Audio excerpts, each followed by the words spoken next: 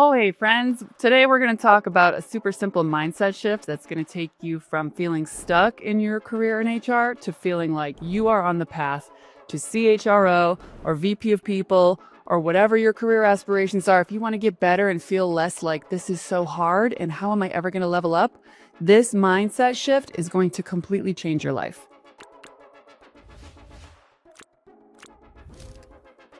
And I'm going to use a very specific example. It's when you get your negative employee feedback, the survey feedback back. And on top of all the daily interruptions you have and all the other things you're trying to do, and everyone needs you, now you need to go through everyone's negative feedback and why they hate working here. I know that part stinks for a lot of you, and it's exhausting. You've told me that it's exhausting, and it hurts your feelings. I know you've worked really hard to recruit some of these people to work at the company, so it feels bad when they're like, I hate it here. And these are all the laundry list of reasons why. And you're like, okay. But you have your superpower of empathy, and we don't want to lose that. That's what makes you the best executive at the company, our favorite leader at the company. All the other leaders forgot their superpower of empathy. But we're going to protect yours with this mindset shift that you are now the director of your workplace's film and not an actor in the movie.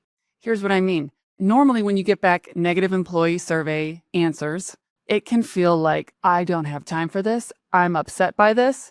And that's the same as like if the director of a movie were to go act in the film. You know, this is a critical scene for you to be able to drive engagement. You can't guess how to drive engagement. That doesn't work. And I've seen well-intentioned HR leaders accidentally do that. You must ask your unique workforce, why are you disengaged?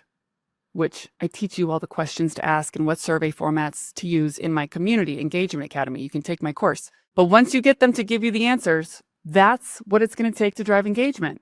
But the problem is a lot of HR leaders tell me like, this part, I just can't get through it. And I say, that's because I think you think it's happening to you instead of happening for you.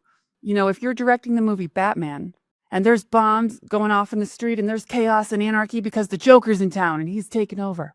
You know, if all the extras are running around like action and they're like, oh no, what are we going to do? If the director then gets up out of their chair and starts running around on the set, like, I don't know, this is really bad. Oh! All the extras would be like, what are you doing?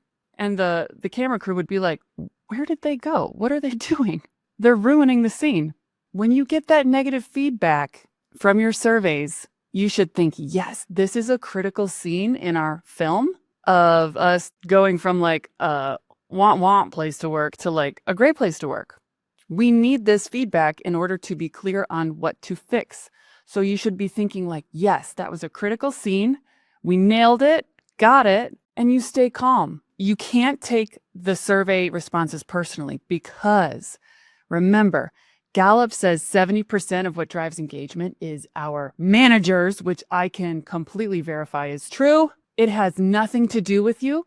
And instead of you thinking, oh my God, I'm terrible at my job. Oh my God, what am I going to do? Oh my God, I'm going to be in trouble for this. No, you have the answers to the disengagement problem. You have the answers to the test. These people problems are revenue solutions. Remember, I've been talking a little bit here and there about how you're going to become more fluent in speaking revenue so that your executive can hear you. You can be more influential. When you start feeling like you're reading through negative survey responses and you start to feel heavy and sad, that's your superpower of empathy trying to like wash over you because it is so powerful. It is so great. With you, it's like sometimes it holds you back. But it is such an incredible gift that I wish the other executives had again. But you're the one that helps them remember it. When you feel yourself slipping into negative land, you should catch yourself and say, oh, that's right. Christie said, don't become an actor in the movie. I am acting like this is upsetting me. I am acting like this is happening to me. I'm the director of this film. I'm behind the camera. I needed this feedback to do my job well. How lucky are we that we have a workforce that wants to talk to us because that means they trust us to do something with the information. And I promise you, we are not mad at you. I was the disengaged employee at every level who wanted so badly to be a high performer. And sometimes I could push through enough to do it, but I was very burned out and frustrated. And so were all my coworkers. So when we are saying, this wrong, this is wrong, and this is wrong, and what about this? And how have you all not thought about this? What we're really saying to you is, thank God you're asking. Thank God someone is paying attention to help make this better, because right now it's not great. What you don't want is a workforce that's not talking to you at all. And you go, action, and all the extras on set are like, and bombs are going off, and they're like, that's a bad scene. You can't really work with that. So you are finding the patterns and the trends in your negative feedback, which, side note, I have an AI training on YouTube that I can send you. I'll put it in the show notes. Check that out if you want to go through this faster. That's a different episode. But just so you know, check out the show notes. I've got a quick hack for using ChatGPT to more quickly bucket things so that you can spare your sanity a little bit and your heart.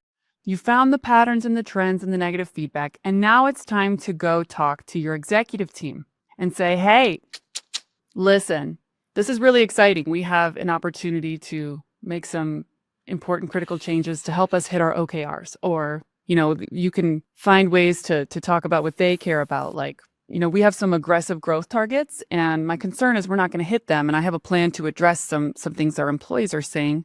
The revenue drivers, they're saying it's getting in the way of their best work. Your executives are the method actors of your movie. They're crazy. Oh my gosh, sometimes they are so convincing when they say, oh, that's not a priority right now. We can't fix onboarding. Let's focus on something else. Or, hey, we really don't have budget for that. Manager training sounds great, but right now we're not in a place for that. Well, goofball, listen, these are the moments where you have to remember you're the director. And they are so passionate about what they do, you have to find your own way to be like, listen, Batman, I don't want you sending boxes of snakes to the other actors in their trailers. Like, that's a little too much. That's not cool. I love the enthusiasm, but like a little more this, a little less that. Got it? The actors don't tell the director what to do. The director is the one calling the shots, but they have to be good at building relationships with the actors because, one of the key actors being kind of moody with the director, like that's not going to make a good movie. So you have to find your way to finesse, like, well, let's talk about it in our next one-on-one, because I know for you, dear sales leader, we have an OKR. I know one of your company OKRs that ladders to your team is to increase deal sizes by about 10%. And right now, the team is telling us that they don't have the right tools and tech. They're doing a lot of manual work. It's taken them a long time. Did you know it takes 18 steps to log a new deal in Salesforce? They're saying they're not really sure what's expected of them and that there's a little lack of transparency against which AE's selling what. Like, we got some key insights that we should fix. Or your CEO, when, again, they say, we don't have budget for that. You can't do that. That's not a priority right now. And it's really exciting to think that you have the chance to kind of pull this person out of like how passionately they care. They think they care about the future success of the business, but how they're actually kind of causing it to not get there. Like, hey, I love that you want to scale and grow by 200 roles next quarter alone.